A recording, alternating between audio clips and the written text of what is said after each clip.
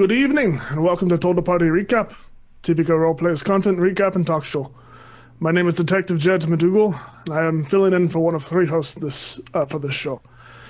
Joining me are Turk and Heck, your second and third hosts from now into perpetuity, and our very special guest, Maggic. For all of our first-time viewers and listeners, let's go around the table and introduce ourselves very quickly, starting with Turk. Hello, everybody. God, sorry, I almost went to my Ulrich voice, just sympathetically. My name is Turk. I am a DM, player, and general nuisance here on TBK. I am very excited to once again be recapping everything that has occurred that is wonderful and great here on TBK this week with a fantastic guest, and also hopefully getting some answers from our detective friend here. Because as I noted last week, we were very concerned with the actions of a certain disgusting aquatic creature. Well, if we can find some answers by the end of tonight, I will be a very satisfied person. Yeah, I mean, this and more. Hey guys, it's me, Sir Heckalot. You know. Uh, um, yeah, there were a lot of hijinks this week. So many hijinks across multiple campaigns, across multiple shows, and hopefully we're gonna get some answers. Stay tuned. And I'll put it over to you, Magic. Hey everybody, I'm That Magic Juice. I am one of the GM's players with TPK. You can find me at Twitch, Twitter, Instagram at That Magic Juice. But I'm ready to dive into all the material today with these fine folks. And I am Detective Jarret McDougal. I'm filling in for Tyrant, who is a GM staff member and host for TBK Roleplay. You can find him on Twitch and Twitter at Dr. Tyrant. You can also see that the overlay is not exactly correct.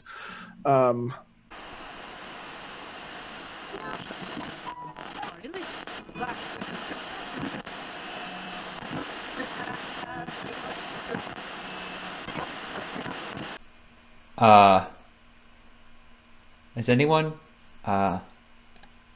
Heck? Heck, we're live again. It all went dark for a moment there. So Turk, are you... Magic, are you okay? I'm okay. There was some scratching at the Heck? walls, but that's pretty normal for my apartment, so...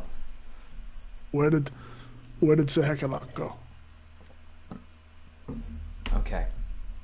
This is going to sound crass, but I don't think it's out of the pale.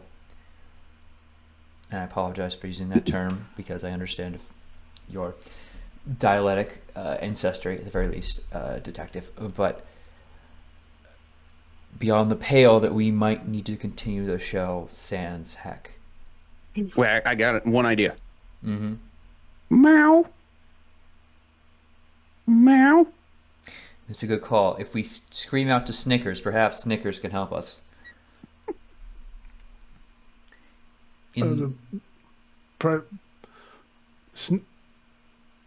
Snickers. Yes. If everyone... All right, wait. This has happened before with Heck. It disappeared, but here's the thing. If everyone in chat says they do believe in Heck and claps their hands as they say it, we might be able to bring Heck back. Applies to fairy rules. Okay, ready? I do believe in Heck. I do believe in Heck. I do believe in Heck. I do. I knew it worked. Straight up Beetlejuicing in this. All right. Thank goodness. All right, so let's get on with the show, yes? I suppose that's the only thing to do. We're going to skip the background. And I'm abandoning this accent because, good lord. No. I can't do it anymore. I can't do it anymore.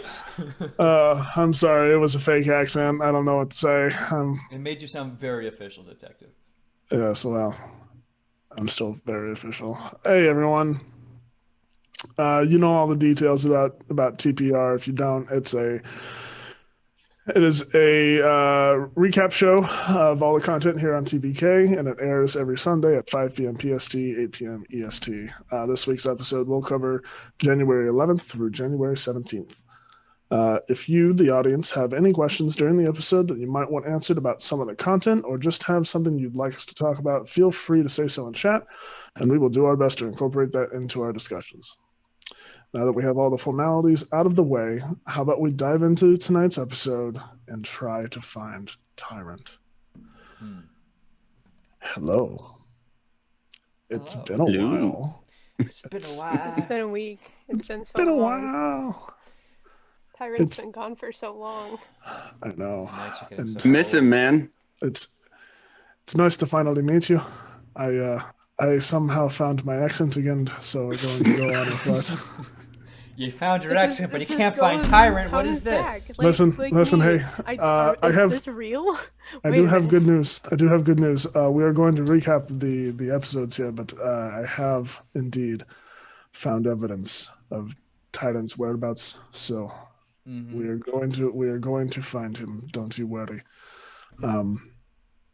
But anyway, Tyrant hasn't seen you all for a couple of weeks now. So what would you say to him when you saw him? Because it's been a while, and I've missed you all, or he has missed you all.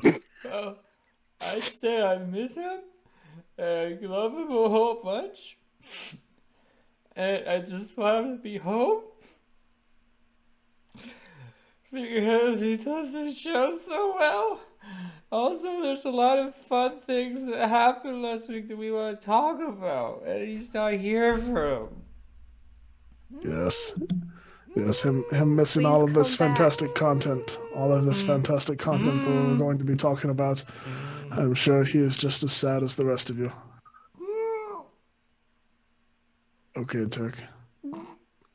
Magic, it's nice to have you on the show. I'll be strong. I hope you see how heartbroken you've made us, Ol'Bitey. I'll be strong. We're not old tired despite the fish. Magic, it's nice to have you on the show. It's nice to be here. Yeah, good. Welcome to the Shenanigans. madness. Oh, yeah, Shenanigans. absolutely. Listen, the first 30 to 45 minutes of every Total Party recap is all shenanigans. You should know this That's by now. very Oh, I fair. absolutely know sorry. this. There's not shenanigans for the last hour and a half. No. The last hour and 15 is always double shenanigans. Oh, okay, That's yeah. fair. Yes, Yeah. because we kind of ramp up, So, we have a lot to talk about tonight, including conspiracy theories and evil fish. So, how about we dive into tonight's content, yes? Sure. Turk, are you going to be okay? You need to hold yourself together. I'm gonna be alright. All right. It's like the Harper's finale.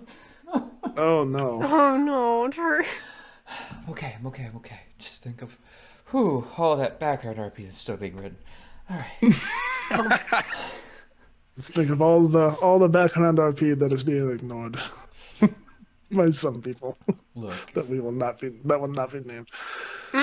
All right, everyone. Our first piece of content that we have going to discuss tonight is Destroyer of Worlds, an alien RPG, DM'd by the incredible Meg Mysteria. I had the immense pleasure of joining this game. A player had to drop out, and yours truly, Detective Jarret McDougal, was able to fill in the spot. So I'm going to be speaking in first person, yes.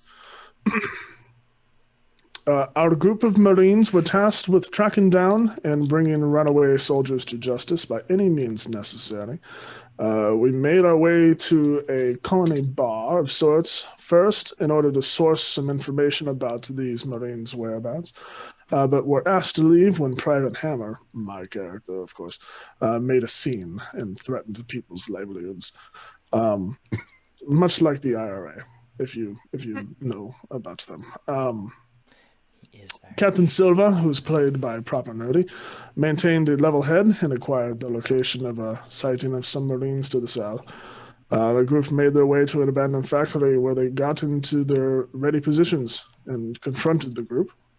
Sergeant Iona, who's played by Niffer, was taken captive, and things got aggressive, and she broke free as Private Hammer dropped a couple of grenades on the group of people, blowing them to smithereens, but not killing them somehow.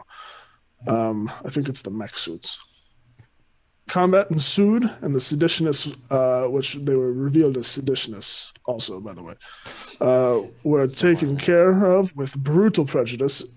Seriously, if you don't like blood and gore, do not watch that episode. But if you like blood and gore, go watch the episode. The episode ended with the party killing off the last of them after interrogating one of the Marines, finding out the location of one of the runaways. Now, this episode was fantastic. It was a little short because we were running on time constraints, but there was a lot of incredible combats throughout the episode and a lot of, posturing and military jargon. And in fact, we even got a clip here of Meg Mysteria using her outside voice when talking to us in character. Oof. That's a scary proposition. I'm a little worried to play this clip, Detective. But I will. Be brave for Tyrant. Alive if you can, but if they present a clear and present threat, you goddamn shoot, and you shoot to kill. I'll ask again. Am I clear? Understood. Yes, sir. Yeah. I can't fucking hear you. Understood, sir.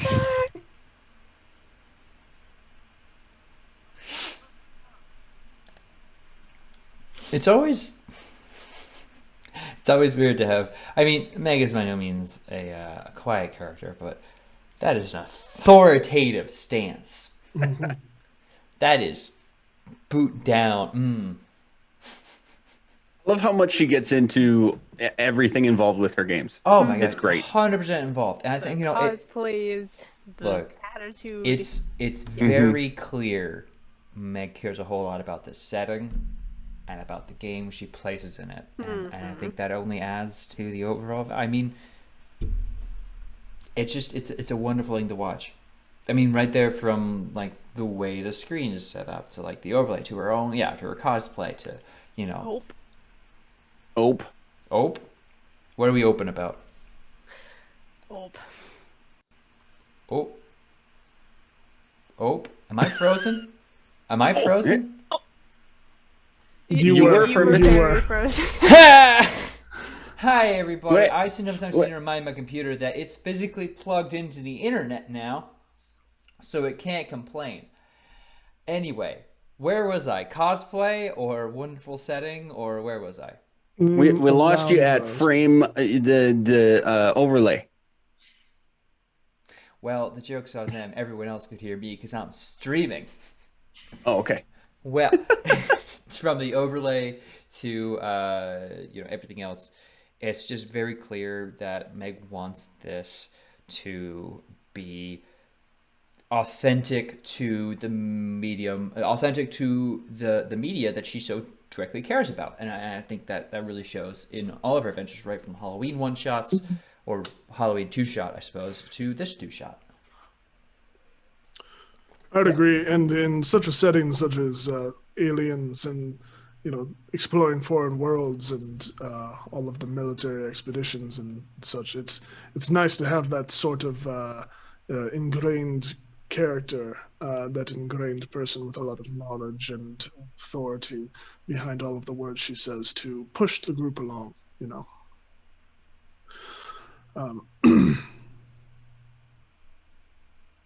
Yeah.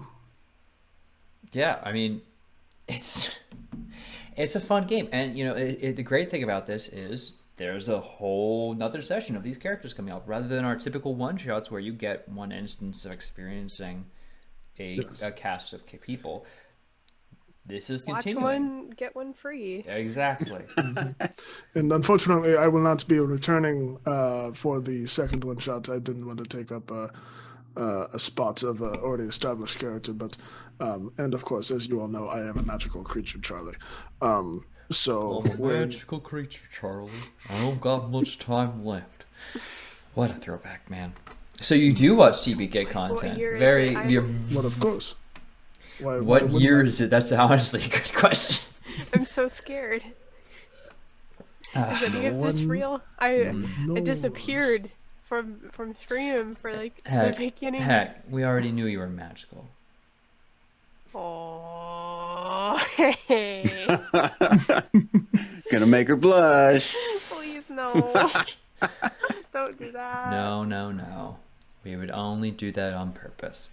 But yeah, I don't know. It's very exciting, and not to say that Sergeant Hammer won't be with the group, but the Sergeant Hammer will be under a different care, right? Which I do believe so. Perhaps I actually, when I joined, I chose from a list of different NPCs. okay. I didn't take over the one that was already there, but yes. Now I would like to know, as I have forgotten my accent again. Irish, or Irish. Yeah, we'll get it back. Don't worry. It'll come back to me. It'll We'll come back. dance back into it. Don't worry. It's all right. I'd like to know, Magic, starting with you, what is it, just sticking with the genre, not necessarily aliens specific, but what is your favorite depiction of an extraterrestrial in modern cinema or TV or something? Ooh, that is a broad question. That's not a criticism. This is it's hard good, to though. say. It's a lot. Hey, guest, here's a question. Yeah. Hey, Here we go. Al, I appreciate that. Coneheads. If we're going wacky, I want to say Mars Attacks. I mean, there's just something special about that, But yeah, but if I'm going a serious answer, I do rather enjoy the Alien versus Predator, the combination of the two, since they're both not of Earth, but Earth is like the colliding, plot. What am I saying? The colliding. Whoever wins, we in lose space. situation. Yeah, exactly. The setting, the physical setting that they both collide in. I actually really enjoy that whole thing. I am going to show my inherent bias here because I love all things Mass Effect, but I do really appreciate the way the writers and designers of Mass Effect approach alien life, because everyone is typically bipedal, as that's. But there's a lot of differences between human and Turian and Asari and Quarian and Krogan and all these races. You can kind of see the biological inspiration, and being someone who has listened to designer documentaries on how they made all these different aliens, there's a clear design element to it. Maybe not the most plausible of alien breakdowns. Sorry, I just lost my train of thought for a second. But there is a there is this kind of we wanted to make an alien species that made sense because we want to tell this story, and I think those are very cool. The Turians are very bird and avian faced, and they have these backward facing knees, and that doesn't really play in mechanically with the series, but I find it's a very interesting thing. It's just this thing feels so alien, but as you're playing, you're like, yeah, I can plausibly see that as a species, and then you get into it, and you're like, oh, they're very warlike, and they want to. And hearing the designer notes, yeah, we took an eagle, and we're like, how do we make this a alien? And so they gave it the four jaws, kind of like an arbiter, that species, which I'm forgetting on Halo, which is another, great species of aliens to kick around up and down the street. But that kind of this is strange, but I can recognize parts of it. Right. I think is a really strong creation element. They've the mandibles, the the teeth. big teeth. Oh, we're doing this number again. We can't stop. This is, oh my gosh. Sir. No, No, we can't. I we won't. I can't won't do break you episodes in again. a row. Don't We worry. can't do this. We can't. But yeah, they have No, they have the 4, so Oh, it's good kind of Christ. like. But with the Predator, it's also 4 teeth. So Mhm. anyway, Heck. yeah, you have It's an fine. answer. I'm fine. I'm not breaking. I promise. I'm No, fine. not heck. What's your favorite media content there, so we can On a move on? very not serious note, I really like the oh god, what were they called? The slee stacks from the Will Ferrell Land of the Lost. They're so freaky. Like the lizard people, oh my they're God, so this is freaky. just- They're so weird. They have like multiple mouths and Yeah. it's crazy as hell. And it's so stupid. It's such a stupid movie, but it's funny. Okay. So that, like, on a very non-serious note, I really like those. But the less serious, or the more serious note would be the monsters. I don't remember if they had a name, but I really liked how they depicted the aliens from A Quiet Place. Like, just entirely dependent on sound. And they're just like, Yeah. the couple scenes where you do see them, it's so creepy. And they're like these perfect predator kind of things. Like, I don't know, I just think they're really cool. So that's probably like my favorite on a much more serious note. Really quick, mine would have to be Star Wars. Star Wars is incredible in all of its species design, and obviously the Wookiee race would be my number one, Nice. obviously. How would you do the Wookiee accent in that accent? Just curious. I Well, don't know. You start talking like this, and you You start talking like this, and then you get the yeah, there you go. He's good. It's pretty good. something Yeah. like that. I don't know. I'm sure Tyrant could do it much better. Tyrant is very talented with voices. Burp, burp, burp, burp, burp. Speaking of characters being very talented with voices, Yes. we have some other characters and players who are constantly diving into danger with Beyond the Undergrowth.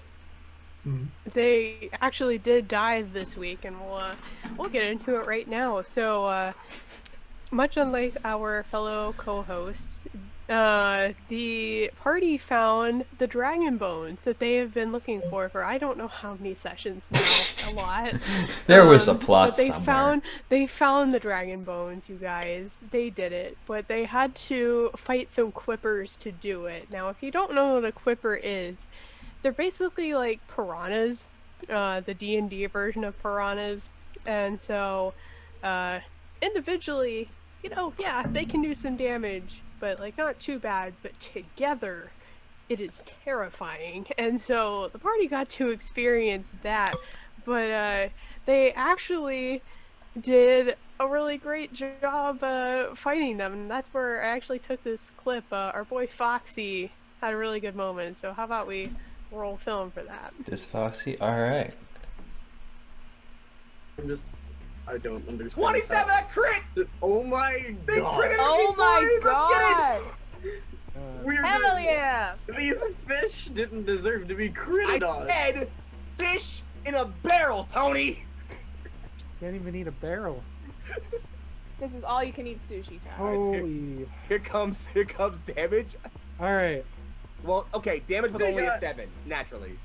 They got one attack off. Tony's face during that is just the It's epitome of you just did that. You just When did the that. glasses go Yeah. up on, like, not over his eyes, you know you've really done something. Yep. Well, it's like when you have a lot of monsters, you have to balance a big party with the action economy, correct? So if you have a small monster, you have to have many of them, right? But if you have a big monster, obviously its HP and the number of attacks that it can make up for that action economy. And when you crit, when you do a lot of damage to one small monster, it could be probably a little problematic or frustrating for the DM. You know, it'd be very frustrating for the players is when you crit and They roll 2 1s on damage. You know, as it goes. Not to derail, but you know. Not that that happens. No. Mm. Listen But here. so they did that, Hold on. and they did that, and they were able to even out some deals that were made. So the Tiefling Barbarian Thressa no longer has Fey vines all over her horns anymore. So Yeah, that was odd. that's really good. That was very odd. But deals were made, but deals were done as well. We also got some relationship building, if I recall correctly, yeah? They did. Absolutely. Absolutely. I'm here for it, But they also... guys. I'm here for it, guys. Always. I say to the players generally who are obviously going to watch this if they're not already with us. Give us that good RP. Give us the good RP. Absolutely. We've been so thirsty since Harper's. God. Where's Tony? man. No, Tony cannot move. No, He has no power here? Here, wait. Let Yeah, me he hit you with can't this. give us bad tables here, so... Bonk me, daddy. It's fine. Yes, thank you for the bonk. Yeah, what are the bad tables gonna do? Like, they're not gonna do anything. But oh my god. But yeah, they also got to Kirstaval, so the Arakakra city, and they were very high up. It was like 600 feet up at one point. It was absolutely crazy. And they met the I guess de facto leader for the group, and we're talking to them about ways to defeat the death curse, you know, just kind of their entire premise of going through the campaign. And she sent them on another find it quest, so we'll see how they do. Oh my god, bonk or no bonk. We'll see how they do on another finding quest looking for a black orchid or flowers, you know how it goes in the jungle. So definitely stay tuned for that. I think it's going to be interesting, especially now that they can fly for 10 days. You fools. You know, eventually we're going to have to stop sending them on find it quests and send them on kill them quests. And you know, I think we could come up with a quest for the Tomb of Annihilation cast, yes? Maybe to go hunt down a certain fishy fish. An overgrown quipper, if you will. Also, you Wouldn't be a bad Potentially. idea. Starting a poll. I have all the points in the world. I will not be bonked this day. Oh my god. That's right, 7 votes, but it's just me. Oh my god. I feel like that's kind of rigged, but okay. Of course it's rigged. They can spend 200 points to get this. Anyway. But I'm just saying, yeah, the party does have a ranger who's been pretty good. So, you know, yeah, I might have to talk to them. Quippers ain't got nothing on Bitey. I don't know. Seems like they might have something. I mean, for starters, they have friends. They also bit a particular druid out of crocodile wild shape, so, you know, that's not too fun. Well, what if we haven't gotten there yet?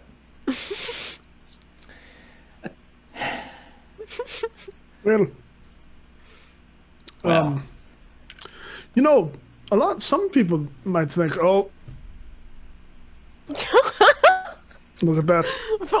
We got bonked. It looks like you're going to be bonked. Go for it. What's the worst that can happen? I think you need to be bonked. Go for it. Bonk me, chat. What's it gonna do? There's gonna be a bunch of hammers in chat. You can't legally stop me.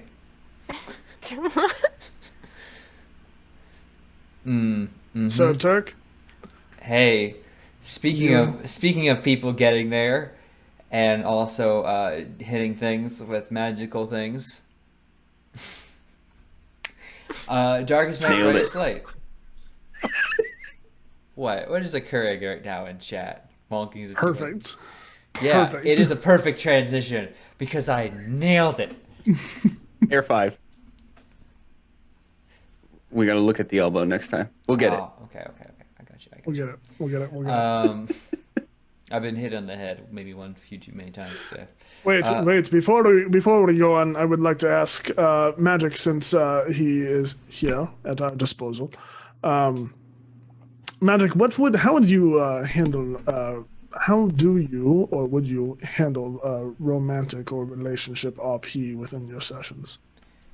Well, we have a pretty unique one going on in Tyranny of Dragons. Yeah, I was gonna say. I mean, that plays already. That's seen like our cast? it's already Yeah. all. Mhm. It's of a different flavor though. So I think in order to properly answer that question, we have to recognize that there are different personalities behind those characters, and as well as by that I mean the players behind the characters, and then the personalities of the characters themselves that are being depicted. So, I personally like to just kind of put up a boundary, if you will, might be too strong of a word, but safety net. We'll say safety net for anything that gets a little bit too intense. I like to keep it at maybe fun flirting for the most part, or anything that's lighter than that sounds great to me. Yeah. But yeah, the whether romantic or not, relationships in games between characters always adds layer upon layer upon layer of RP opportunities and character development, and then relationships with people outside of the character party as well, within the world that you're playing in. So I think they're great. Good. Well said. Very good. Yeah, man. Fucking. Speaking of great, shit. we have another great campaign to talk to you about. Am All I right, doing this right? I don't know much about these transitions. Excellent transition. People getting hit over the head and people getting where they need to be. So here it is, everybody. Darkest Night, Brightest Light. Our one of two Curse of Strahd campaigns. This one, of course, more further along as they are on the way to the Wonderful Wizard of Wine. Because the Wonderful Wizard is. I had this last time. Jeez. Anyway, Wizard of Oz jokes aside, and criticisms of the gold standard as they are. Last HP and his crew of intrepid and excellent players once again descended into the land of Barovia, where dangers from within and without continue as how best to put this, interesting but potentially future problematic items are attuned to, and a whole lot of technologically problematic twig blight amounts are handled, and the party gets itself into interesting situations as yet again. This is, if you're not familiar, is an absolutely excellent campaign to follow. It is Curse of Strahd, but they are handling in such a way that a lot of problematic elements have been removed, and it is just an absolutely wonderful cast to follow along with. They have, been going for a while, and they transitioned over to us, and it's just been an absolute joy since session 1 here on TPK. Also, I've been watching a little bit beforehand, so I know it's always been wonderful. But extra wonderful to have them here with us. Not so much strangers anymore. Well and welcome friends. And so, yeah, this is a traveling session. They're on the road to the... it's not Viridian City. Don't say Viridian City. Don't say Viridian City. Oh, come on. It's okay. They're on the road to they leave in Vallaki is the thing. They're going that's right. They're on the way to see the Wonderful Wizard of Wine. See, we had one thing, but it's really tempting. Viridian City. Okay, listen. There is some Heck and Turk lore going on here. Look, it's I am trying to power past it. We can talk about it. We can talk about it right now. Or maybe after you're done with your recap if you want. My character peed the farthest, Heck. Oh my god. That's the lore. No. I feel like that's not it, but okay. It's I didn't even accurate. think of that. I didn't even think. Okay. Anyway. Curse of Just finish your Strahd. recap and we'll get into it in a second. Sure. Just please, just Sure. finish the recap. Sure. This is a great. There's a lot of character introspection here in regards to everyone really starting to. I mean, if they weren't already, a lot of characters had moments to be like, "Oh gosh, this is exhausting and tiring, and we're being affected by it." A lot of strange dreams. Again, this attunement to a strange magical item by one of the characters, and just handling what the land is giving them right now. And it's tough. It's, watching these characters that you know what their baseline is, relatively speaking, at this adventure, and seeing them go past it. I mean, this campaign is meant to be grueling. I get that. And I think the most grueling thing of last session may have been less HP ripping apart Solaire's affiliations IRL. I think we all need to appreciate just how wonderful HP does the intros. I think this is maybe not the best way to capture the essence of the session, but it needs to be said. HP puts a lot of time, effort, and love into these. I don't know if love was in this intro, though, so I'm just going to clip play. And last in our introductions is a Browns fan. There is no greater testimony to a person's quality of character than a willingness to stand behind a team like the Cleveland Browns, ever hoping for fantasy to become reality, eyes locked on to the unwinnable prize, God heart damn.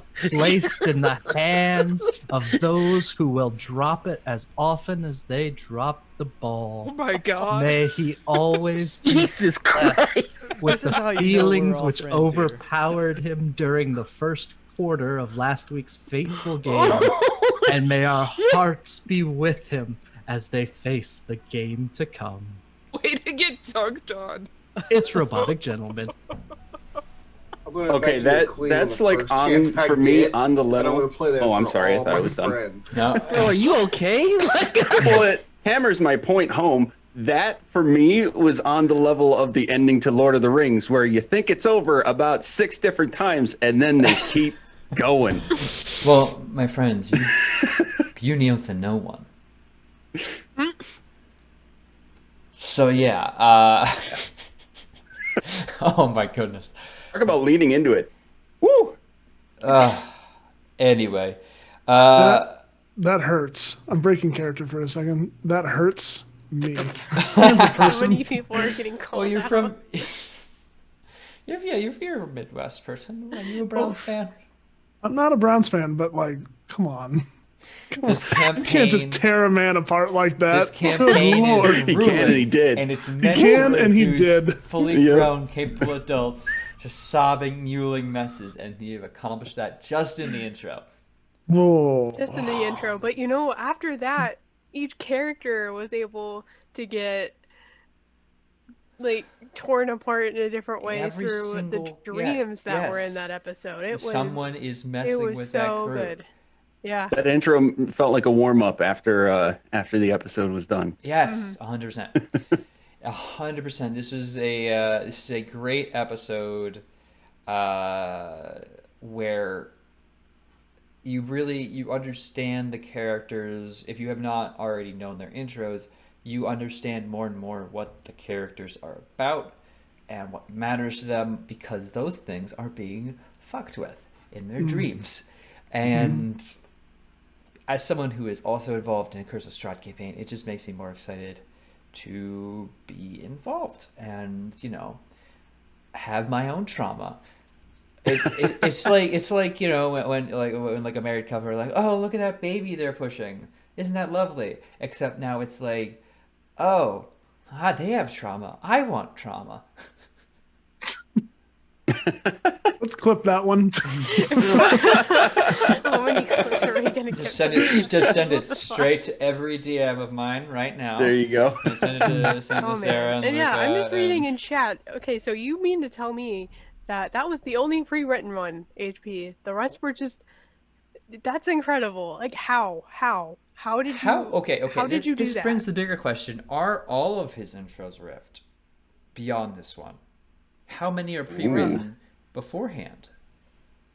Because I mean, I thought they were all written because they're very good. I mean, I wouldn't be surprised if the vast majority were just riffed, because all of the DMs we have in this group are super talented in their own rights. But HP, you've got the improv thing. He's got the whole, just tip of the tongue stuff going on. It's definitely something to look up to. Yeah, to be fair, we did see that last week with Top Shelf, and That's very fair. before that, I mean, yeah. Speaking of HP, speaking of Top Shelf, I think, and speaking of a dream state, it's a certain campaign that we have going on here. Certainly seems like things are starting to meld, and dreamscapes and terrifying beams of fishy anger and disgust. Just a lot is going on over there in Tyranny of Dragons. Just a whole lot. Just a whole lot. Yeah, I think that's a very good way of putting it, Detective. If I could ask, Heck, obviously you're recapping this one, but if I could hear Maggic recap it from his point of view afterwards. Go for it, man. Recap the episode from my point of view. Recap from your point of view, and then Heck will dive into it from her. Okay. Yeah. So, the episode before this is, of course, being the setup. The party executes essentially like this reconnaissance / rescue mission, going through almost an entire camp of the raiding party that had hit Greenest, the opening city for the campaign. And we opened this episode with the end of that, just about to get an important NPC, a monk named Leosin, Nessim is the other guy, out of there, back to safety, because he has a bunch of info about this dragon cult that's wreaking havoc on the areas of abroad on the Sword Coast. But the curious bard of the party, who ends up with several points of shenanigans in this episode as well, he peeks into the cave and hears to the community very familiar tune. Of course, to the characters, it doesn't mean much. But fast forward to this episode, we just begin exploring this cave. The party knows that they have a certain half dragon that they need a grudge match against is in there, as well as a mysterious sort of dragon armored other person. This other warrior is with him. They're going into this cave. They know those two people are in there. They also know something about several dragon eggs that are being that are here. They're not sure if they're being cared for or breeding or what have you, but they know that they're after an answer to what's going on with secret messages about eggs in this cave. Pretty much right away, we go way against what the DM might have thought they would have done. And this the very same curious bard goes right up to a corner that is blocked off. And I kid you not, like, there's a whole lot of stuff there that I'm homebrewing and working in, like adding to this campaign. I left this exact part unmodified. And I'm not sure if I regret it yet or not. He just waltzes right up to that wall, and literally as written, it is, if somebody goes to this wall, they can see that it's a false wall. Otherwise, perception check of 20 or more, which at level 3 is very difficult. So they find the back alleyway, essentially. So they're kind of going through the dungeon backwards. Spoiler alert. Oops. It's great. Everything's great. But they do eventually end up finding the room, which we're going to learn a lot more about next week when we go with our next episode. But end up almost immediately engaging with Langderdrosa Cyanrath, the half dragon that 1v1'd Ulta in episode 1, and this mysterious purple warrior that is with him by the name of Frulim Mondath. All right, now Heck, as a player, Okay. what happened?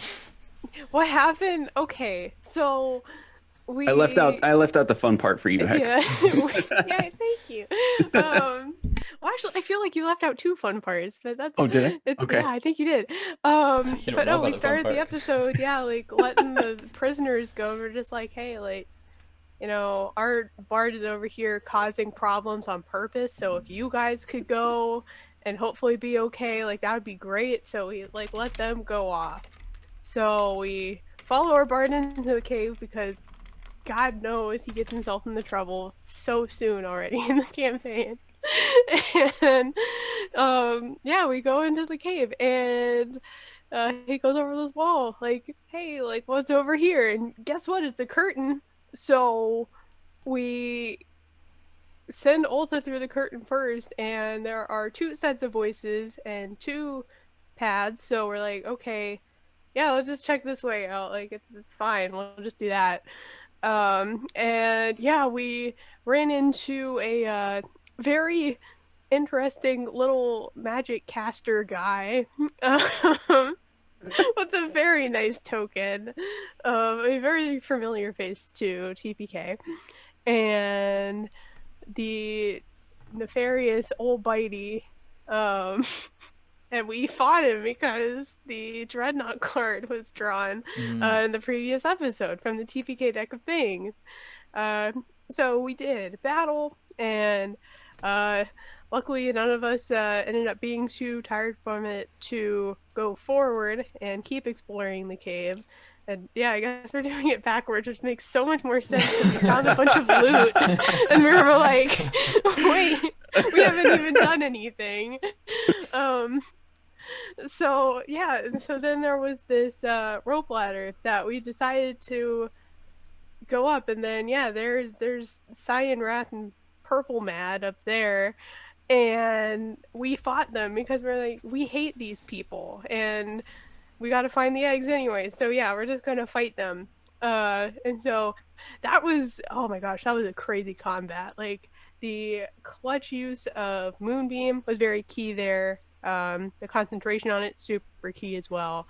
One of these days, I will roll over a 10 to hit when I'm in wild shape. One of these days. I don't know when it's going to be, but one of these days. Because, yeah, all that happened with Aster, at least, was I was a spider and didn't hit anything. And then she wild shaped into a bear, and Cyanrad, like, fell unconscious because hits. But what was crazier though was as soon as he fell, Purple Mad came over and slammed this dagger into him and just like disappeared in this green lightning, and it was really scary, and we're like, what is happening? Then in his place is this angel of a nature goddess, and we're like, what is happening? And she led us over to the eggs and was like, you know, these, you know, like living things are soon to be, you know, hatched dragon babies, like haven't done anything wrong yet, so, you know, we shouldn't like destroy the eggs or anything. And like I'm glad that she already said that. I feel super validated as Aster because I feel like she would have said the exact same thing. But yeah, she saw right through that wild shape. I was like, I'm just a bear. This is the worst time to be doing this. Oh no. I'm a bear. I know. That's not the clip you picked, though. I know it wasn't the clip. Right. It's like I've already chosen a clip where I've said something that made everyone laugh, and I didn't want to do that a second time. But just look at streaming clips if you haven't already. I don't know what possessed me to say that, but that's what happened. And yeah, this is where we left the session. So I did get fish slapped HP, thank you. So this clip. Can you explain it? Because all I have is the title. Oh my god, I forgot the clip. Okay, so yeah, Ol'Bitey doesn't belong. I'm sorry. No, it's fine. I'm just interested because I think it Oh, could aid to our investigation. But investigation. yeah, yeah, Ol'Bitey made an appearance, and I got footage of that. So roll it. Okay. The notification. You hear this like off kilter, like for you, Icarus. This is just god awful. I don't belong here. I don't belong here, and now my songs are all wrong. As he flies out all the out of the ground, and now we need to roll initiative because I'm done being that ridiculous for a moment. Because this fish is clearly. Okay, so he confirmed Ol'Bitey sighting. Indeed, it was a On confirmed Thursday. Ol'Bitey sighting. Okay. Absolutely. We don't know how he's doing this or why he's doing this. So we know that Ol'Bitey was found in at least one campaign this Yeah, well, week. to be fair, Detective, he has been in, he originated in one campaign, so technically he's been in two, as he's just assumed constant presence in the second one. So we know that he can travel across the realms. So obviously he made it here to kidnap a tyrant. Exactly, which is why we're very worried, but thankfully, again, Heck is a magical creature that we can summon back through the power of a song. So, or at least claps. But yeah, God, guys, Tyranny of Dragons. To get back on point with the show, I mean, we were talking about relationships before, but now Magic that you're here, I can again speak about it. All these characters are basically already connected. And as a GM who I know is doing other things, other campaigns and streams with your Prince of the Apocalypse campaign, do you think do you feel there the difference in a group that comes in with all these connections beforehand versus a group of adventurers who are brought together by a similar call?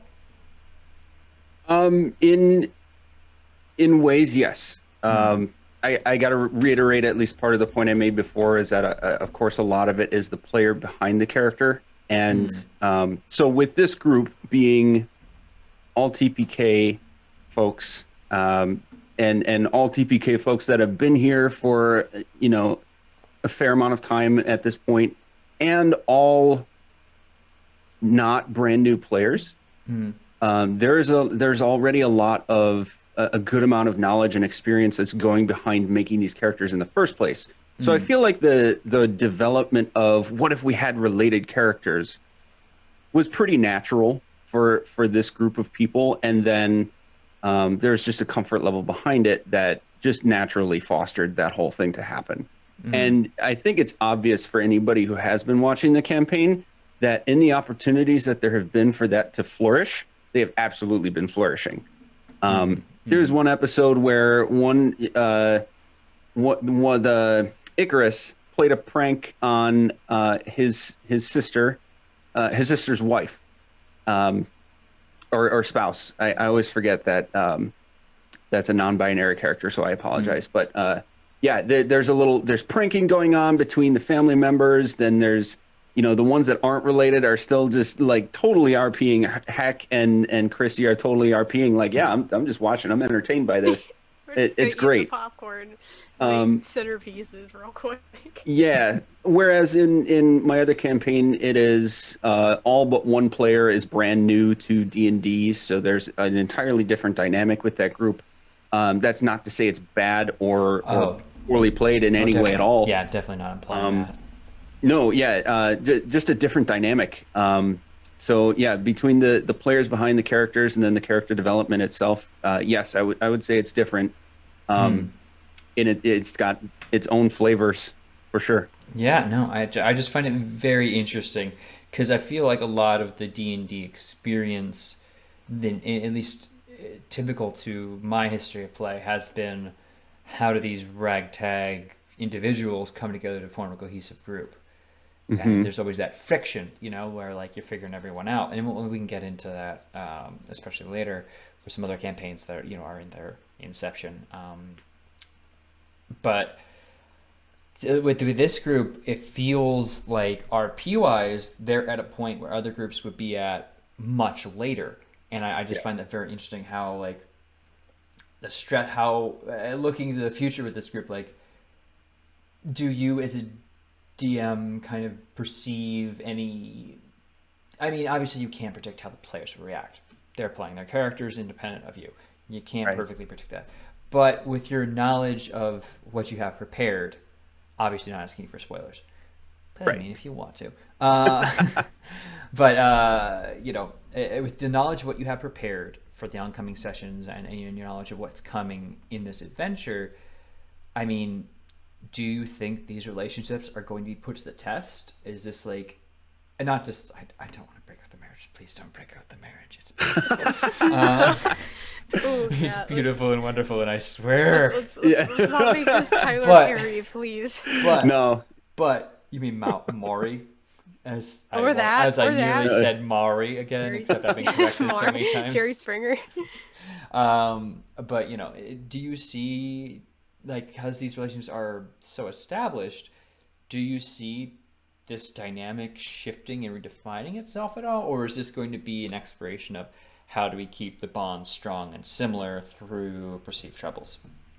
That's a good question. I don't. If it went 100% the way I think it's going to go, which we all know, you know, that's almost never the case. But as well as I can, I don't want to say predict, infer. I'll say as well as I can infer. I don't really foresee anything testing the relationships. Mm-hmm. I do absolutely see the relationships growing and the character development between the party overall growing in similar ways. I don't.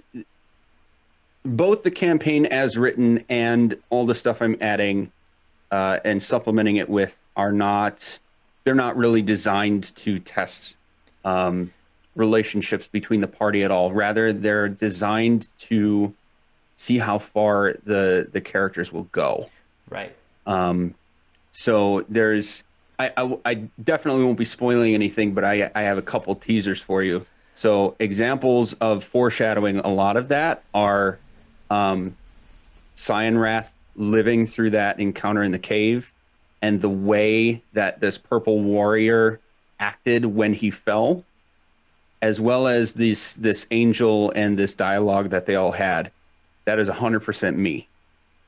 So for anybody who thinks they know the Tyranny of Dragons campaign, there was a whole bunch of stuff in just the ending of that episode alone that, thinking through it in my head, is going to go all the way through the end of the campaign in one way or another, as far as narrative and storylines, not necessarily characters. So not a spoiler. I'm not saying anybody's going to go all the way through the end, but the narrative elements behind it are, I'm very excited for how this party is going to handle them.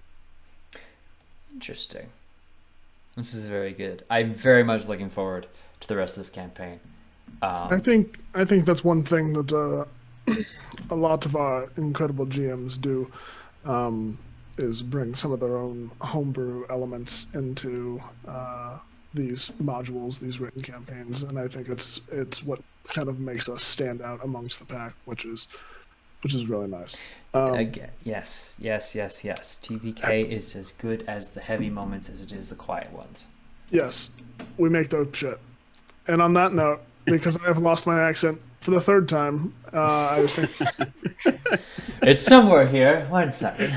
Well, I need to find it. Hold on. That's not And it might have gone a little far south there, friend. Oh my goodness. Hey, As Turk. Toby? Hey, Turk. Yes. Do you have I feel like we might have to go on break. Let's go to break real quick, Yeah. and we'll get back to you guys. This next. You know what's also nice? What? The fact that we're back cold on open. live. Yeah. Hey. What is this? What is this? cold intro. It's a very never- chilly intro. Never been privy to a cold intro like this before.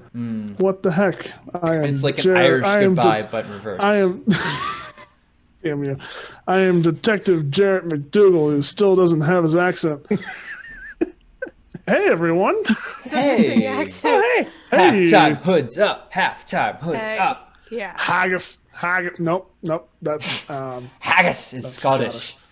Hold on. You're trying so hard. I appreciate it. Give me an Bangers Irish and word. mash. Someone give me an Irish word. Pog Mahoin. Pog Mahoin. It means kiss my buttocks. Oh, why would you Because say it's the one T-O- Gaelic TOS. term. It's the one TOS. Gaelic term I can recall off the top of my head. What's TOS about? We're Buttocks? fine. Fine. Listen here, We're you fine. little shit. Listen here, you little shit. There We're is going to no talk- swearing on this show. Listen. We're going to real When was quick. that a rule? Real I quick. don't fucking know. Real quick. We're not going to get into the evidence that we found in this installment of Cold Hands, Warm Hearts just yet. We're saving that for the end, just to let all of you people know. But I was very, very sure watching Cold Hands, Warm Hearts to take ample notes this week. So here we go.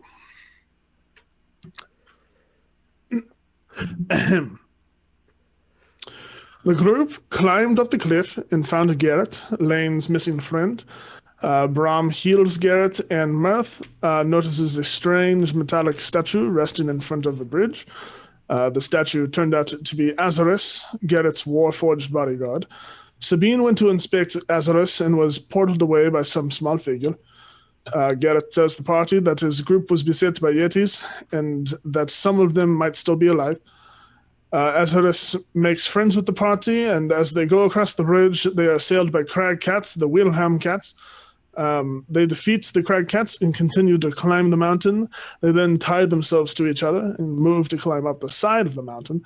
As they climbed, Azarus hummed a song, and then they went to break. They talked a little bit about it. After break, the cast took turns singing as good tables were doled out.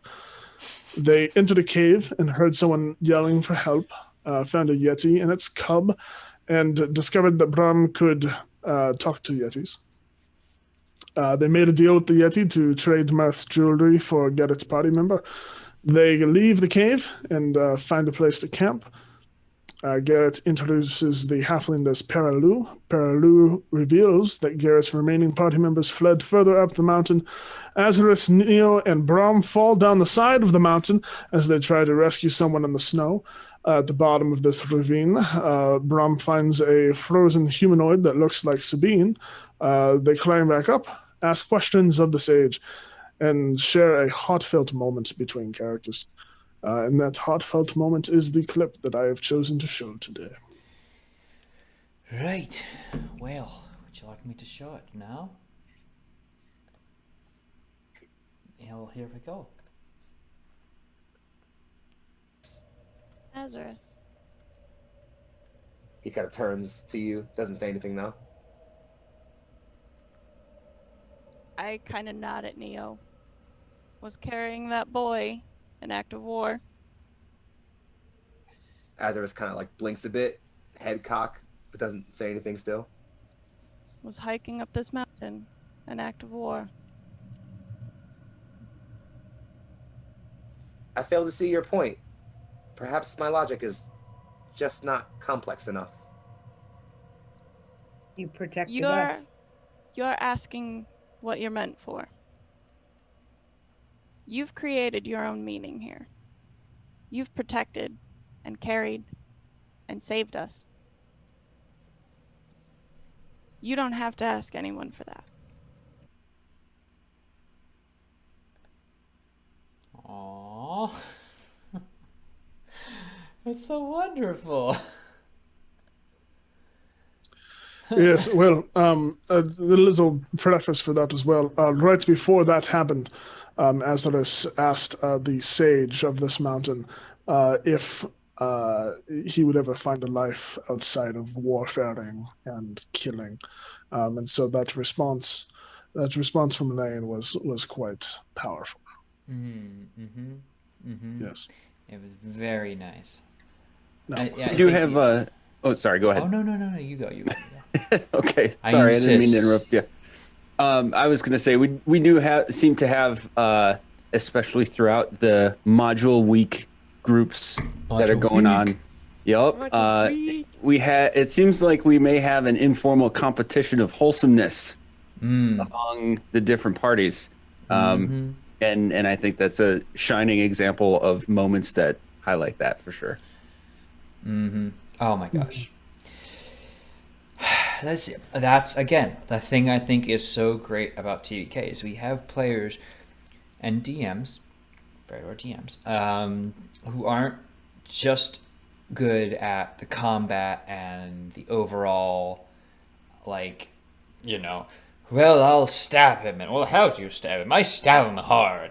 Like, you know, there is thought and emotion put into every action the characters take, and they commit to this. When they are in these long-term campaigns, people are ready to build arcs and work around each other and react naturally, of course, because you can't fully plan for whatever's going to happen in session to session. You can't come in and be like, okay, well, no, this is happening, and you're going to say this thing, and you're going to say this thing.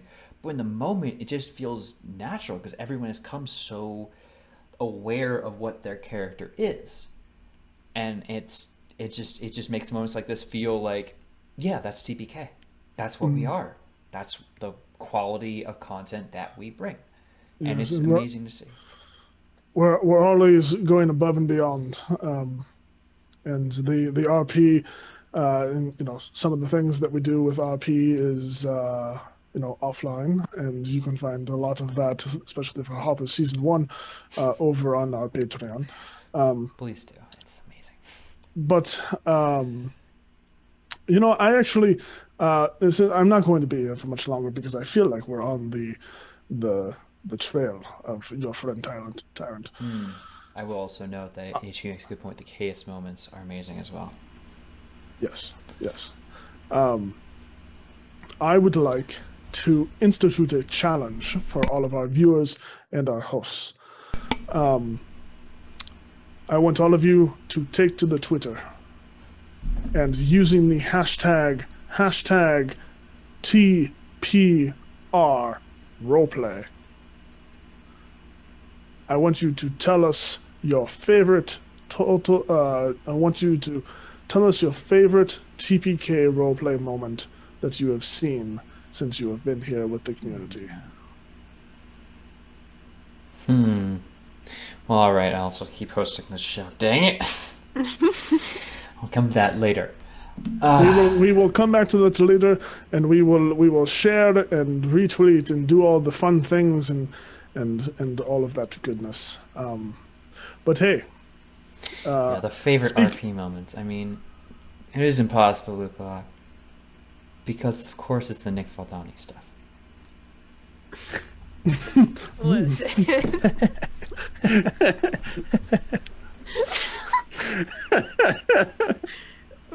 Oh, hey Turk, why don't you just stay off the screen there, because the next thing we're going to do is going to take a little bit of. Do we have to recap something in a certain way? Yes, we need to recap something in a specific way, and Whatever do you mean? I believe the preferred recapping method would be as Toby, and so. Oh, Toby! What an inspiration!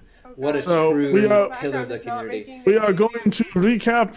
We are going to recap as Toby. So here we go. I can't do this with the virtual background. To be fair, I'm trying so hard. Toby is amazing and has a lot more work put into him than a simple sock puppet. Okay, but I will press on. Dramatic look off screen, and here we go. Okay, so I am Barovia Boy. Thus, I must cover all things Barovia. So, 1 second, let me look at my notes here. Okay. Got it. You good? Dark Echoes, a Curse of Strahd campaign. Take us back into, well, as chat asked once or twice, is it the house? Is it the house? It was the house. The death house. The Durst house. The most deadly of homes. Home improvement? I think not.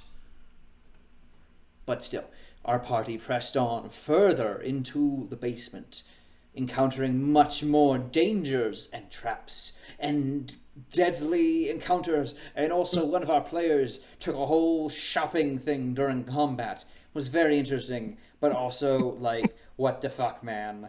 That was kind of weird and rude. No, it's not your turn. It's not your turn to recap as Toby.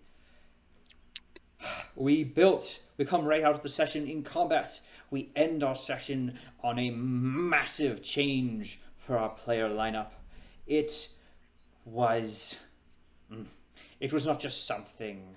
It was everything. So, I would encourage you to watch it. And to incentivize you further, let me show you the inspiration behind this recap. I'll do all of this while laying down, because I'm talented. He walks in front of Colin. Get up. Get up. Get up. I'm busy here, Toby. Get up. Listen, I'm dealing Get with up. it. Just get out. He will just superimpose himself over Colin, if plausible.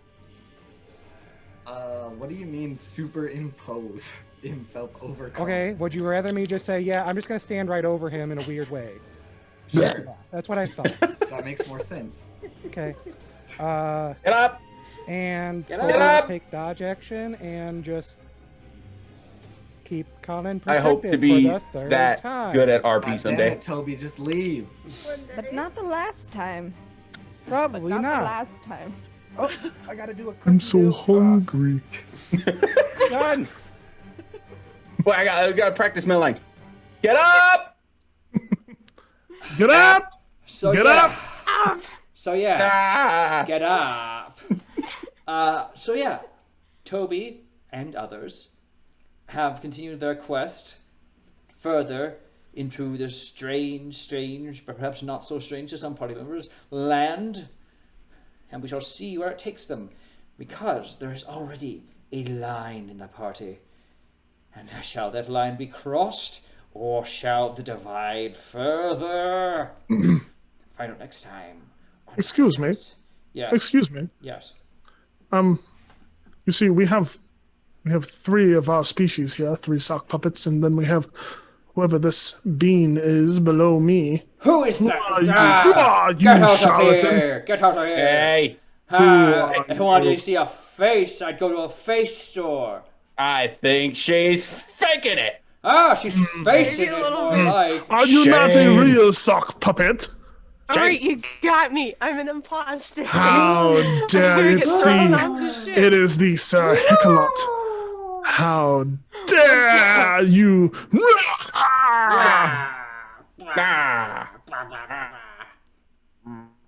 Fire to thee. Fire.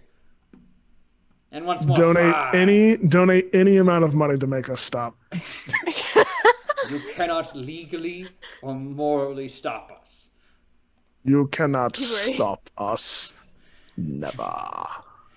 Never. Not from a Jedi. Ah. Anyway.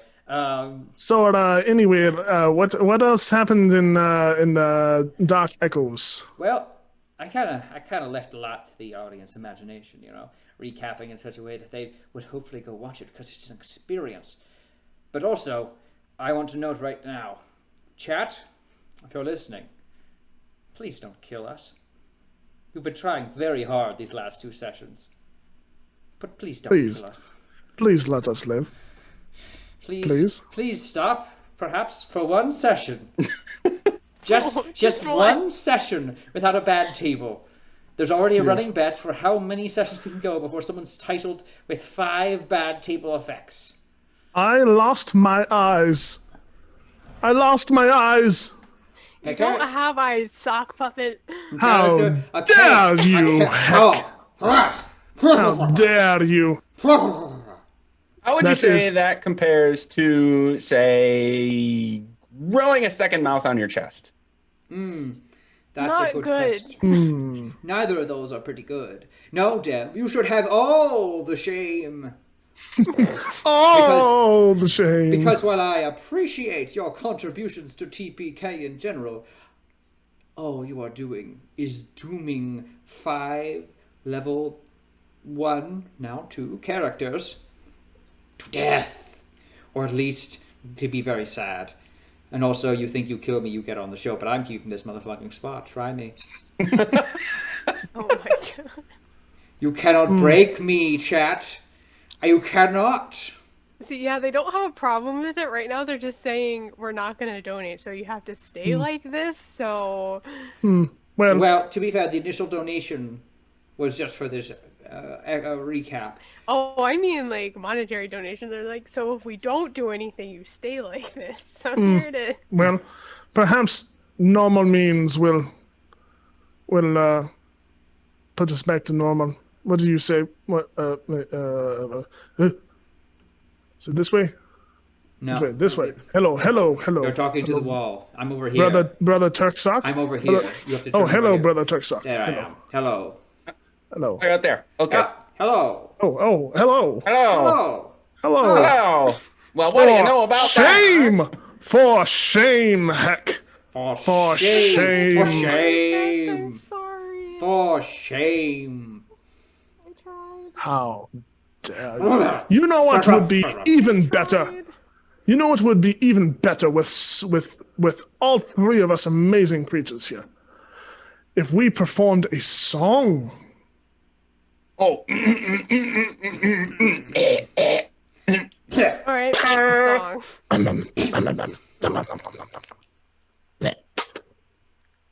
It said certified geek. 7 days a week. For shame! How dare! For shame! How dare!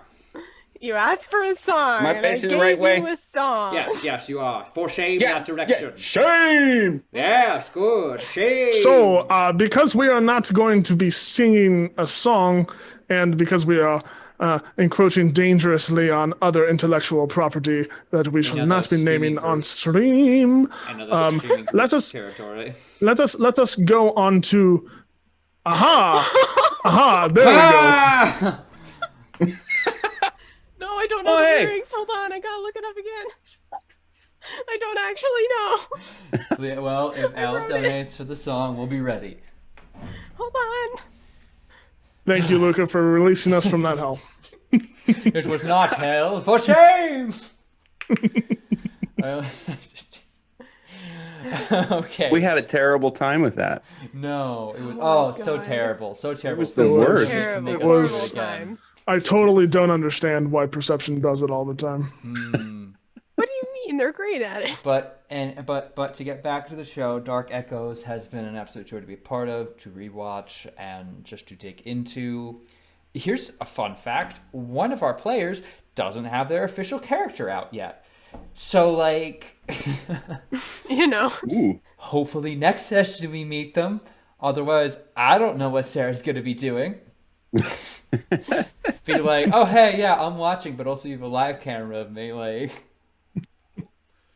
Cool. Yes.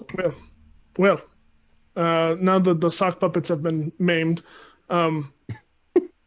Unlike should Toby. we move on to the Bards Refrain? Speaking of... Oh, good rhyme. Okay, I'll just transition off that because it was very nice. I'm like, speaking of us nearly singing songs, the Bards Refrain, which is, again, as a reminder, our music-themed base camp watch series of campaign, honestly, at this point. That is once a month, and I mark my calendar for it, not just because I'm a player, because I'm very excited to see what the mind of Osiris Franco has prepared for us this time. And speaking of this time, there was a lot of red herrings. So if you're in the chat and you saw, the House of the Rising Sea as the title, and you're like, I'm clever. I can rub 2 brain cells together. I went to elementary school, and my parents were also, alive between certain time periods and therefore passed on certain musical knowledge onto me by proxy. You will see if you're right. Me, but it's fine. We're right over my head. Well, anyway. Imagine having brain cells. Couldn't be me. Imagine just having 2 brain cells. Wouldn't that be warm? So yeah, to be fair, Lugalok does make a good point. If you thought waking up in the morning to run through a death house was tough, imagine waking up in the morning to do death house and then going to and having to stay up all day to go through another death house all over again. House. Indeed. The house twice over, and my goodness, I somehow made it. But this was a very fun session. We see our party continue on their adventures in deep political intrigue and a whole lot of shenanigans. And I think to highlight those shenanigans, I do have a very special clip that shows the growing party dynamic, if nothing else. Because, if you've been following with us, this the characters can sometimes be pretty chilly to each other. And moments like this remind you, oh, hey, they are friends. Also, they make each other drink. Chug, a baby in the gulag. Chug.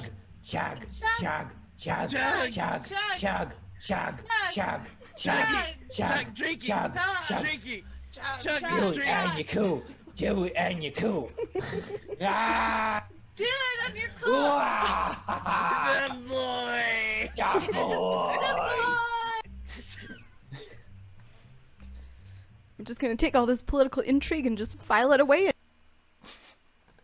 Turk, I feel like you were the central hype person for that entire escapade. Oh yeah, 100%. Well, here's the beautiful thing about it.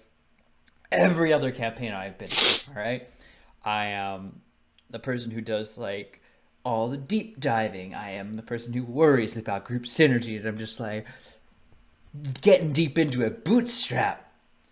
Bootstrap's a beautiful thing, because Bootstrap can't give a damn. I actually have a note I'd like to share from last session. I'll post this in show discussions later. But from the wonderful notes that I have here,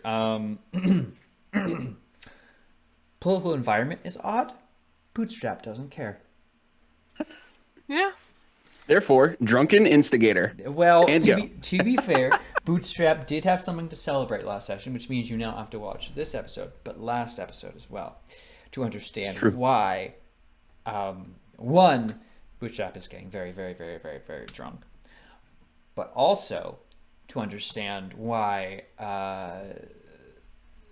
Oh gosh, I had a thing. I blanked completely. He's getting very, very, very, very drunk, but also, understand where everyone else is in this party and what's happening and the larger political picture of this campaign. Because, well, yes, that moment was very silly and very fun and very, group dynamic building. There is so much to this show. And a lot of this is a custom world. This is we have a map. We know the exact geological coordinates of where our characters are from.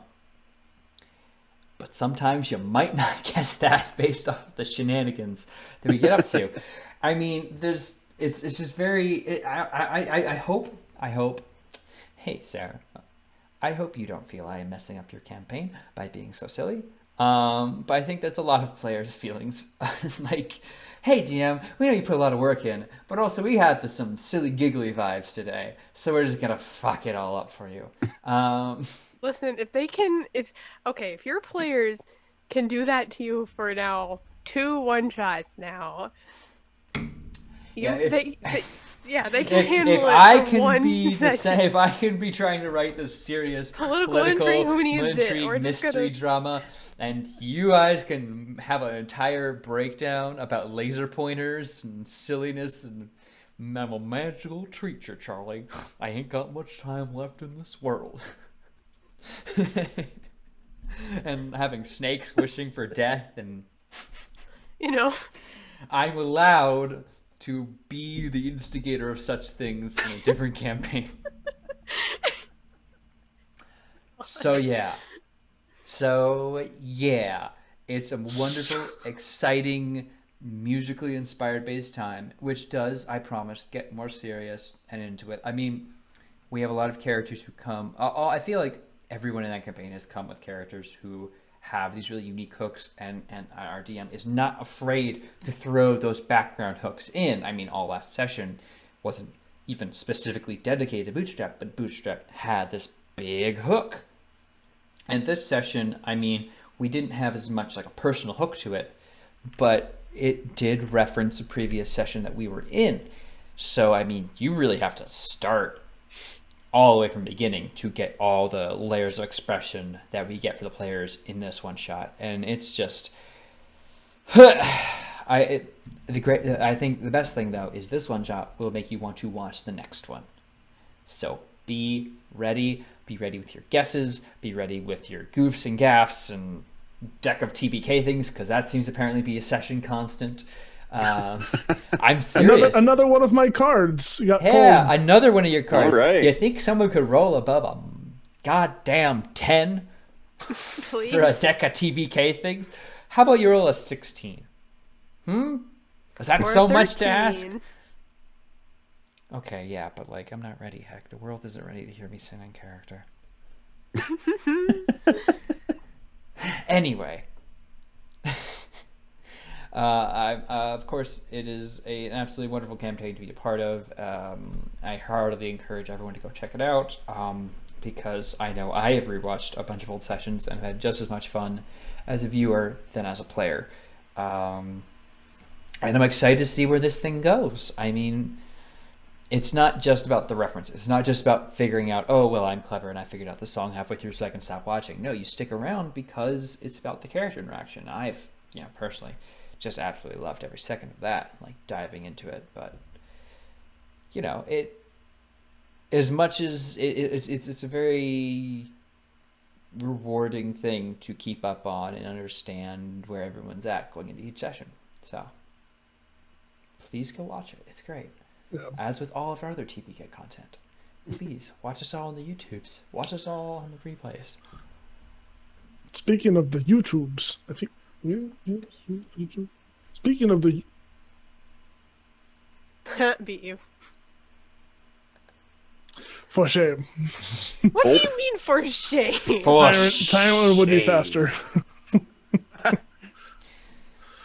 Well, it was thank you, HP, for continuing the YouTube streak.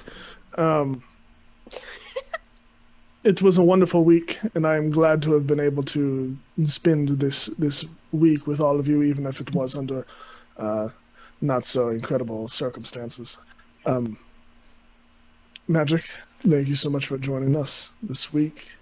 Thank you for having me. Yes. It's wonderful having you. Oh my goodness. Now, the reason I am here, as many of you probably know, is to resolve the case of what in the world happened to Tyrant. And I found multiple things of evidence on where his whereabouts may be. We saw evidence in Queen's Gambit with Ol'Bitey being able to cross between campaigns and being away for an amount of time. But then, all seemed to have been lost. I hadn't seen hide nor hair of Tyrant actual until Friday, until the beginning of Cold Hands, Warm Hearts. And I have that clip for you now. This evidence 1-OA. Okay, well, here we go. Hello? Hello? Is anyone there? Guys, I don't know how much time I have. Mighty's been called away by something or someone. If anyone can hear this message, I need you to inform Heck and Turk that I've broken free for now, but I don't know for how long. I'm in an underground bunker of some kind. It's cold, and the walls are made of metal. I don't know. Something fishy is going on here. I'll be back soon, but until then, Heck, Turk, you gotta be careful. Alright. Gotta go before he gets back. Tyrant! Wait, Who's that?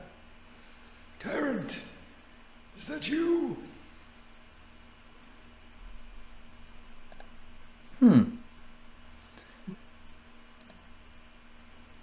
That's all.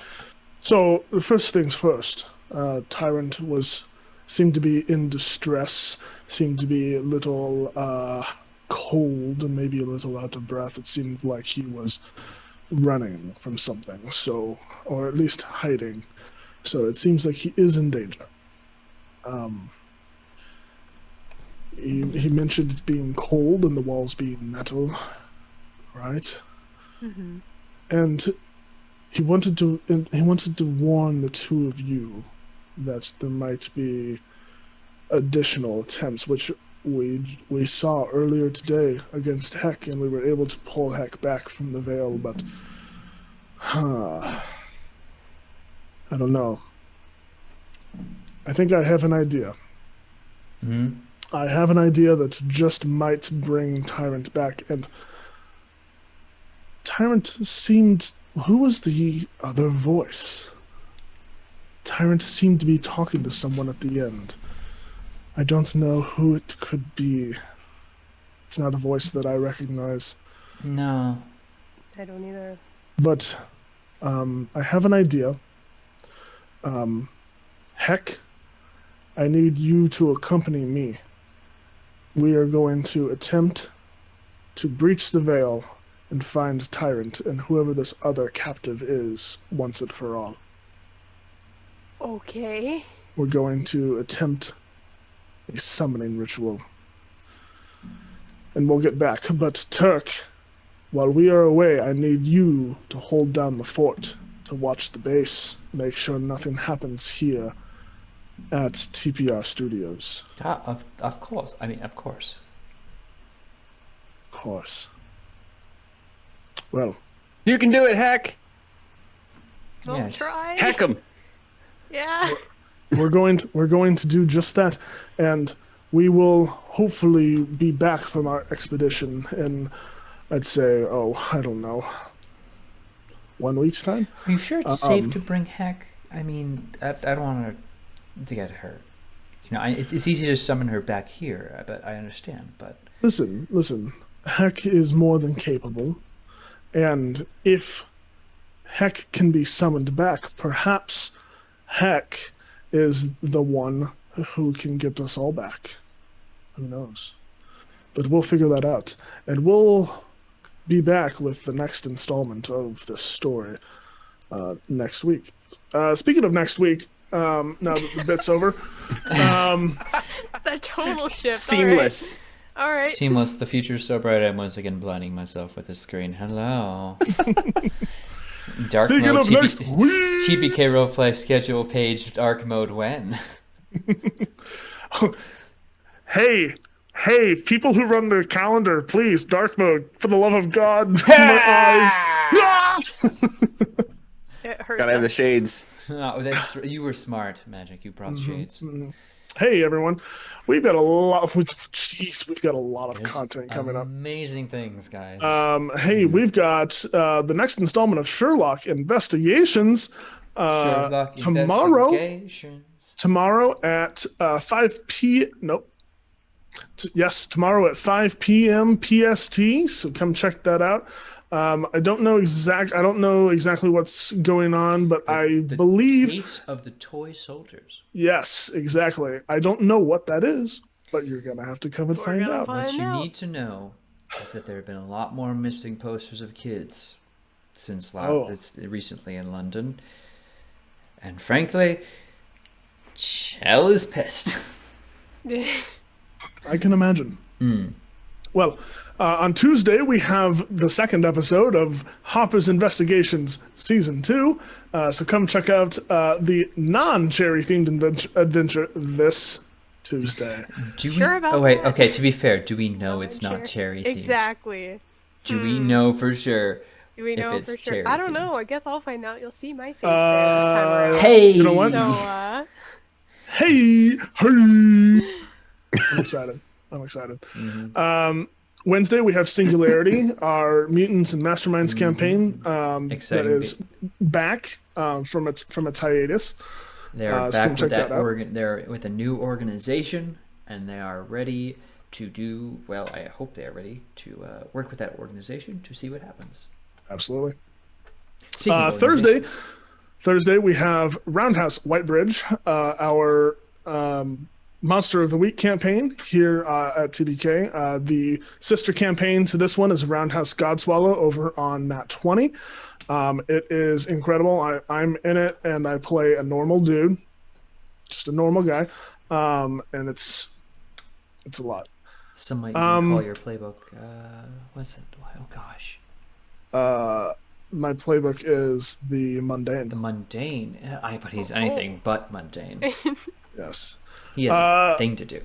Yes. Hey, Friday, we have The World Broke, which I don't really know that much about. It got rescheduled. It got It's rescheduled, back. guys. This This was supposed to end 2020, but obviously that juju's followed us, so we need this session to clear out all the bad juju. And hopefully. Heck, I'm sure you could speak to the system more, but I just want to personally say I'm excited for any and all things third-party TPK run by J.K. Manigan, and I'm ready. It's been really interesting. People, stop making fun of me, Turk. Never. But yeah, it's a indie TTRPG based on the trash fire that was 2020. Actually, I'm not even joking. Like, that's a disservice to trash fires. Yeah, tons of I was just thinking that shit, like killer hornets and like all the stuff that was horrible that happened in 2020. I forgot the murder hornets. How did I forget murder? The Dream War and stuff like that. It's gonna be crazy. I don't even know all of it because a lot of this is in the GM section, and I don't want to spoiler myself. So I'm sorry. Heck, did you just say Dream War? Yeah. Okay, I'm locked in. All right, let's do this. Yeah, it's interesting. I cannot wait to play it. I don't know what to expect. It's just gonna be interesting. But So we have been promised if you need a clearance of 2020 events, you need to flush 2020 out your system. Like I know so many of us do. Tune in Friday. We'll see if we can't do that all collectively in the chat. If not, on stream. Yes, and Saturday morning we have the return of Murder and Coffee, our GM topic and advice show, and we will be having the incredible David Dudka, the author of Mad Manor of Aspar, and many other incredible one-shots, wonderfully content. done and upcoming one-shots. Yeah. Yes, and just a good human in general. He's and very is just sweet. like the greatest person ever. So and we nice. will be talking about storytelling philosophy with a focus on one shots. So come check that out if you're interested in learning more about the art of storytelling, different philosophies of storytelling, and learning about how David comes up with all of the incredible one shots, multi shots campaigns that he puts out there on DM's Guild. And if you want to see my face. And sorry, Svenko. I guess you just want to see both your faces. Well, hey, listen, the cast, very attractive. The content, even more attractive. To be fair, that's what this is there show a is. cast in TPK shows that's not very Look, attractive? look. I mean, Look, there are unnecessary levels of hotness across TPK. All right, this is true. We have found hey, the when are we most gonna? attractive Hey, people. let's. When are we gonna have a TPK like high school like one shot or are you whatever? talking Who's about running Monster Monster Hearts? Hearts? Yeah. Who's running Monster Hearts? Okay, I think, thought you said TPK well, high school. I'm like, yeah, I don't Raven's Crest know is how being much, scheduled. Okay. I don't know how much. I feel like there actually is stuff in the works, but Okay, secrets. like yes, Raven's Crest, but also Raven's Crest isn't actually like it's high schoolers, but it's not like high school, you know. Did you see last session? I had to give a girl's number away. I had to give Hot Vicky's number away so I could get Ouch, someone bro. to babysit the kid I was responsible for the person I dislike. If that's not the complex webs we weave in high school, I don't know what is. And now I have trauma. Hey, listen up. What? Sorry.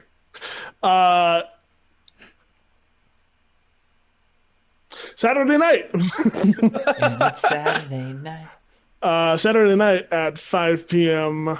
Put on your- PST, we have the second episode of The Top Shelf. Put on your best suit. Yes. Does anyone know the specifics about this episode? What's being They're run? playing Light, if I am not Yes, mistaken. they are playing Light. Which is a very interesting first-person shooter-based TTRPG, which they will actually be having the writer for this system playing with them, which is going to be so cool. I am so excited to see that happen. And it looks like awesome. he's very excited too. I've been following him on Twitter. He has been He is saying very nice. excited about it. Yes. He gets to play. He was so excited to play. We're like, hey, come hang out with us. Listen. Absolutely. Listen, I'm gonna make it a 2023. Wait, hold on. Let me do the math. 2023. I'm gonna make it a 2024 goal for TPK to have a studio in which we can have these shows: Murder and Coffee, TPR, The Top Shelf, and other shows that would benefit from like everyone actually sitting around the table. Ooh. You think I could sit? I have Tom Cruise interview energy. Listen. It's gonna happen. This screen Mark my word. cannot Cole Robbie contain doesn't my want it to happen. energy. Cole doesn't want it to happen. It's gonna happen. It's gonna happen. We're gonna have a studio, y'all. Mark my words. Oh god, does that mean I have to leave East Coast? Look, Yes. Taryn, if I move more than 100 miles away from the ocean, I dry up. Phrasing. And on that note, we're gonna end the session. Oh my god. Don't worry, I'm always moist. Listen. We can all just move to like Houston area. How about that? I'd like to make a motion for a Midwest chapter of the studios. I also would benefit from this chapter, so yes, let's do it. Don't know where I'm gonna be, but we'll see. You'll be on the East Coast, Beast Coast, Will obviously. I don't We know. have Mid-Atlantic Mountain Time Squid chapter. We Titanic. have Central Time chapter. We have. We obviously have Eastern Time chapter, although we don't like to talk about the Eastern Time with those buffoons. Western time. Well, everyone knows Mountain Time doesn't exist. So. Yes. It is the forgotten Narnia time. Well, it's because it's fake. Oof. Hey, everyone! Hey. That's the end of our show. Oh my god. Oh wow, does it end? Are you Does sure? it end? I don't know. Does it end? Well, probably not.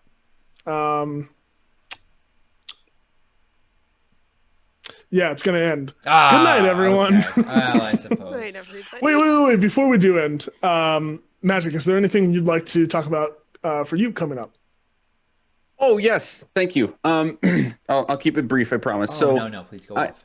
I'm that Magic Juice. In the TTRPG community, I've been playing mostly Dungeons and Dragons for a while, and am leaning hard into it. So you'll find me with TPK Roleplay every other Thursday, running the Tyranny of Dragons campaign. And as I alluded to earlier, if you think you know the Tyranny of Dragons campaign, I have taken it as a personal challenge to make sure that you've never seen it like this before. So I'm super hyped about that.